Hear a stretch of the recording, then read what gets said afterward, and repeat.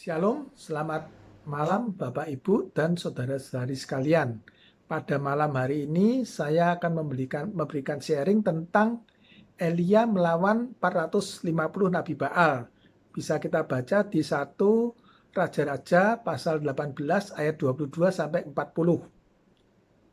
Di mana pada 1 Raja-Raja 18 ayat 22 Elia berkata kepada rakyat itu, hanya aku seorang diri yang tinggal sebagai nabi Tuhan, padahal nabi-nabi Baal itu ada 450 orang banyaknya.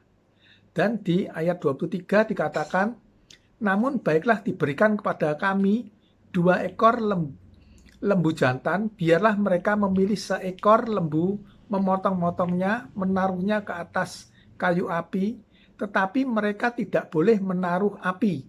Aku pun akan mengolah lembu yang seekor lagi, meletakkannya ke atas kayu api dan juga tidak akan menaruh api.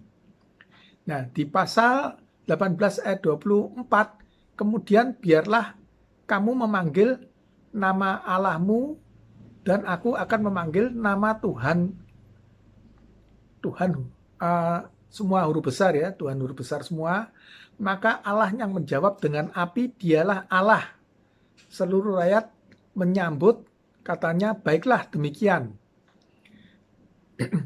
Di ayat 25, kemudian Elia berkata kepada nabi-nabi Baal itu, pilihlah seekor lembu dan olahlah lebih dahulu, karena kamu banyak jumlahnya. Dan panggillah nama Allahmu, tetapi kamu tidak boleh menaruh api. Di ayat 26, mereka mengambil lembu, kemudian pada mereka mengolahnya, memanggil nama Baal dari pagi sampai tengah hari. Katanya, ya Baal, jawablah kami, tetapi tidak ada suara. Dan tidak ada yang menjawab. Sementara itu mereka berjingkrat-jingkrat di sekeliling mezbah yang dibuat mereka itu. Di ayat 27 dikatakan, pada waktu tengah hari Elia mulai mengajak mereka. Katanya, panggillah lebih keras, bukanlah dia Allah. Mungkin ia merenung. Mungkin ada urusannya. Mungkin ia bepergian. Barangkali ia tidur dan belum terjaga. Mereka memanggil lebih keras, serta menoreh-noreh dirinya dengan pedang dan tombak, seperti kebiasaan mereka, sehingga darah bercucuran dari tubuh mereka. Di ayat 29, sesudah lewat tengah hari, mereka kerasukan sampai waktu mempersembahkan korban petang, tetapi tidak ada suara, tidak ada yang menjawab, dan tidak ada tanda perhatian. Di ayat 30, kata Elia pada seluruh rakyat itu, datanglah dekat kepadaku. Maka seluruh rakyat mendekat kepada Elia, dan ia memperbaiki mezbah Tuhan yang telah diruntuhkan itu. Di ayat 31, kemudian Elia mengambil 12 batu sesuai dengan 12 suku Israel ya. Dan ia mendirikan batu-batu itu menjadi mezbah demi nama Tuhan dan membuat suatu parit sekeliling mezbah itu yang dapat memuat 2 sukat benih. Lalu di ayat 33, ia menyusun kayu api, memotong lembu, dan menaruh potongan-potongannya di atas kayu api. Di ayat 34, sesudah itu ia berkata, penuhilah 4 buyung dengan air, dan tuangkan ke atas korban bakaran dan ke atas kayu api itu. Kemudian mereka buatlah begitu untuk kedua kalinya, dan mereka berbuat begitu untuk ketiga kalinya. Di ayat 35, sehingga air mengalir mengelilingi mezbah dan bahkan parit itu pun penuh dengan air. Di ayat 36, kemudian pada waktu mempersembahkan korban petang, tampillah Elia dan berkata, ya Tuhan Allah Abraham, Ishak dan Israel, pada hari ini biarlah diketahui orang bahwa engkaulah Allah di tengah-tengah Israel, dan aku ini hambamu dan bahwa atas firman-Mu lah aku melakukan segala perkara ini. Di ayat 37, Elia berkata, jawablah aku ya Tuhan, jawablah aku bahwa bangsa ini mengetahui bahwa Engkaulah Allah ya Tuhan, dan Engkaulah yang membuat mereka tobat kembali.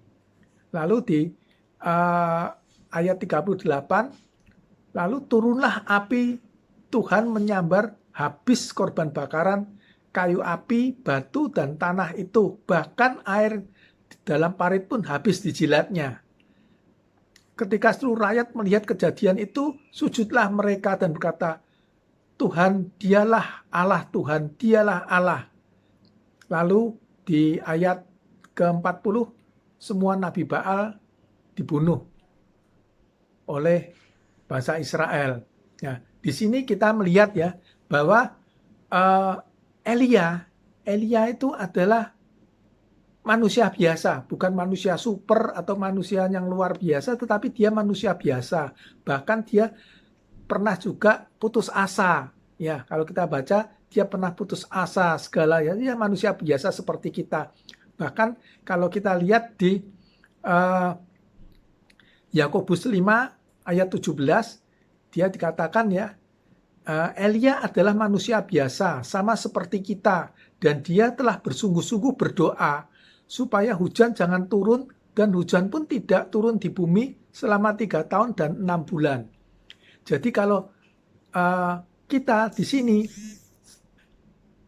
kalau kita benar-benar berdoa pada Tuhan yang benar, Tuhan Yesus Kristus ya, bukan yang lain ya. Tuhan Yesus Kristus adalah Roh Tuhan Allah yang Maha Tinggi ya. Di situ pasti kita akan dikabulkan, meskipun kita tidak tahu dikabulkannya itu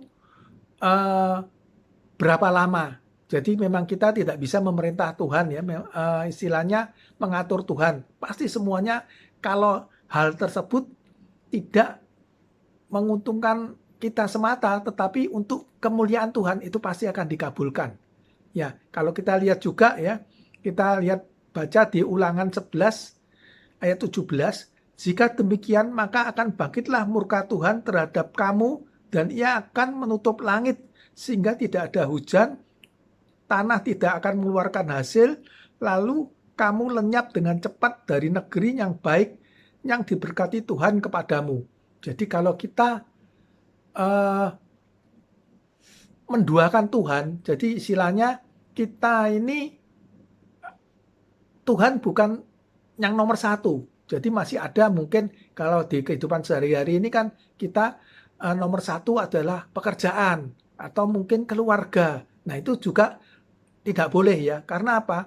Karena hal tersebut akan mendukakan Tuhan. Tuhan akan merasa sedih karena dia tidak di nomor satukan, tetapi di nomor duakan. Maka kita introspeksi kepada diri kita masing-masing bahwa apakah atau siapa yang paling Anda andalkan? Apakah Tuhan atau keluarga, anak, suami, istri, ataukah pekerjaan, ataukah kekayaan? Lalu juga yang nomor 2, apa buktinya kalau Anda mengandalkan Tuhan Yesus itu? Ya, kalau kita sudah bisa menjawab semuanya itu dan memang benar-benar kita mengandalkan Tuhan, maka hidup kita ini akan menjadi berkat bagi orang lain dan juga akan memuliakan Tuhan, dan Tuhan akan